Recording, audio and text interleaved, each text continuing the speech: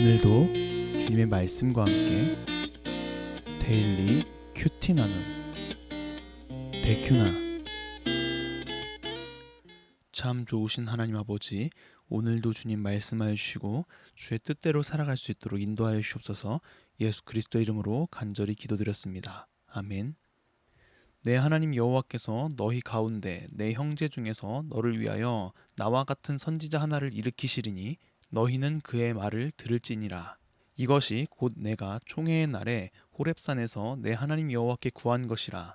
곧 내가 말하기를 내가 다시는 내 하나님 여호와의 음성을 듣지 않게 하시고 다시는 이 큰 불을 보지 않게 하소서. 두렵건대 내가 죽을까 하나이다 하매, 여호와께서 내게 이르시되 그들의 말이 옳도다. 내가 그들의 형제 중에서 너와 같은 선지자 하나를 그들을 위하여 일으키고 내 말을 그 입에 두리니 내가 그에게 명령하는 것을 그가 무리에게 다 말하리라. 누구든지 내 이름으로 전하는 내 말을 듣지 아니하는 자는 내게 벌을 받을 것이요, 만일 어떤 선지자가 내가 전하라고 명령하지 아니한 말을 제 마음대로 내 이름으로 전하든지 다른 신들의 이름으로 말하면 그 선지자는 죽임을 당하리라 하셨느니라. 내가 마음속으로 이르기를 그 말이 여호와께서 이르신 말씀인지 우리가 어떻게 알리요 하리라. 만일 선지자가 있어 여호와의 이름으로 말한 일에 증험도 없고 성취함도 없으면 이는 여호와께서 말씀하신 것이 아니요 그 선지자가 제 마음대로 한 말이니 너는 그를 두려워하지 말지니라. 아멘. 미래를 알 수 있다면 우리는 현재에서 다른 선택을 할 수 있을까요? 미래를 알고 싶어하는 동기에는 분명 불확실함에 대한 불안함이 있을 것입니다. 그러다 보니 고대에서부터 점이나 기륭을 말하는 것, 요술하는 자나 무당 등 영적인 힘을 빌리고자 하는 일들이 많았던 것이죠. 하지만 이 모든 일은 어제 본문을 통해서 하나님께서 가증하게 여기시는 일이라고 말씀해 주셨습니다. 당연히 이스라엘 백성들은 불안했을 거예요. 이방 민족들은 어떻게든 미래를 알아내려고 하는 반면에 자신들은 그런 일을 하지 말라고 하시니까요. 하나님께서는 그들의 그런 불안을 잘 아셨는지 이어서 선지자를 일으켜 주실 것을 말씀하시는 것입니다. 이 당시 이스라엘에서 첫 번째이자 가장 중요한 예언자는 모세였습니다. 근데 모세가 매번 있을 수 있는 게 아니었잖아요. 이미 이번에도 그런 적이 있었거든요. 신명기 9장과 출애굽기 32장에 기록되어 있는 금송아지 사건이 바로 그것인데요. 하나님께서 모세와 언약을 맺으시기 위해서 호렙산에서 만나 주십니다. 근데 문제는 모세가 산에서 내려오질 않는 거예요. 백성들은 불안했고 아론은 그들에게 금을 가져오라고 해서 금송아지를 만들죠. 그리고는 그 금송아지가 이스라엘을 애굽에서 인도하여 낸 신이라고 말하는 거예요. 결국 그들은 심판받았죠. 이처럼 이스라엘 백성들은 영적 리더였던 모세가 없으니 매우 불안해했던 거예요.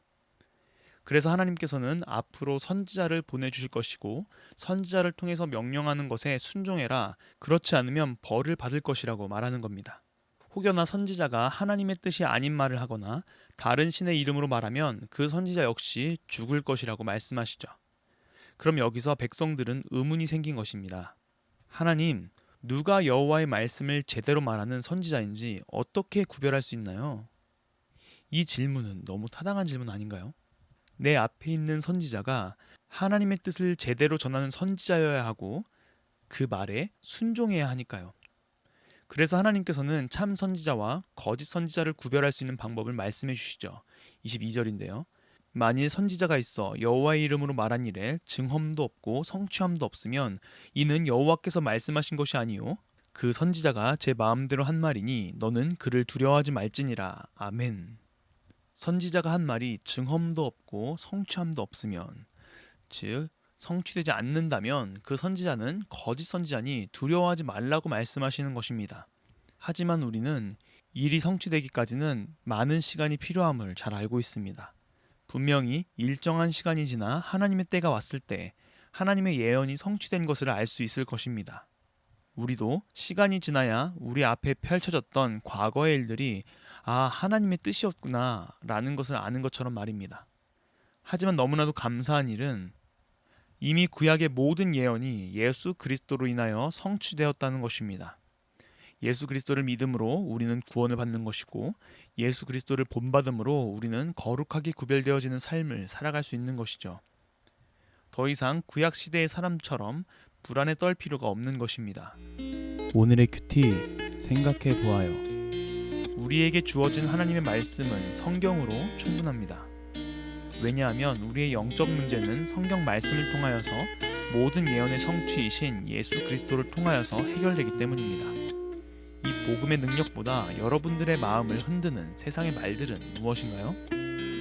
오늘 하루 하나님께서 이미 허락해 주신 예수 그리스도의 보혈의 능력, 그 복음의 소식을 확신함으로써 더 이상 불안에 떨지 않고 담대하게 나아가는 우리 모두가 되기를 소망합니다. 기도하겠습니다. 참 좋으신 하나님 아버지, 오늘도 연약하여 세상의 말에 흔들리는 우리에게 당신의 복음을 다시 한번 기억하게 해주심에 감사합니다.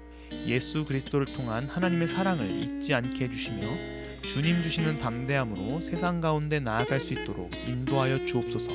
감사합니다. 예수 그리스도 이름으로 간절히 기도드렸습니다.